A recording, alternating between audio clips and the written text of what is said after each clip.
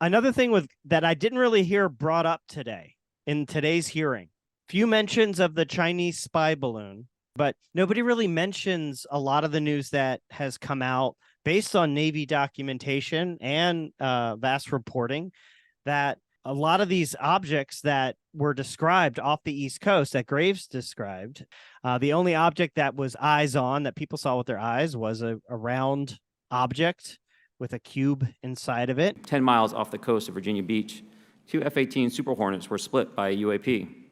The object, described as a dark gray or a black cube inside of a clear sphere, came within 50 feet of the lead aircraft. If you look in human-made history, if you look at what humans have made in the military, humans have made clear, transparent orbs with cubes inside of them. These are radar reflectors, radar jammers, or whatever, and there's a cube within a sphere. So humans have made something that looks like that. It goes into the air, it has a process, and then you learn that after the Chinese spy balloon, there was further reporting that there were smaller balloons, had been for a while, smaller Chinese balloons off the East Coast in this exact area that were radar jamming balloons. So you've got historical precedent, you've got objects that were made by humans that look like what was described. And then you learn things that China had smaller spy balloons off the East Coast in this exact area.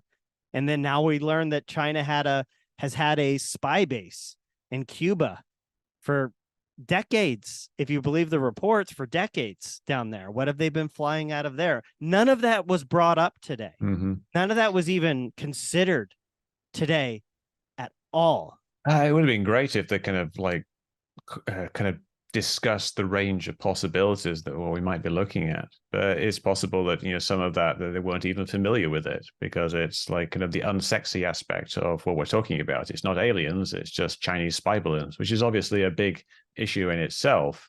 But the people who are promoting this hearing, perhaps want to promote the alien aspect rather than the Chinese aspect. And it may be also something that they've been asked not to talk about, because it's something that would reveal our capabilities in detecting these particular things. And that might, in fact, be something that explains why no real action was taken on the cases that Grave was discussing. If it was something that was thought to be an enemy thing, like you wouldn't actually see the action that is being taken. There would be action, but it would be top secret, and Graves himself wouldn't actually know about it. The pilots wouldn't know about what was being done in terms of countermeasures.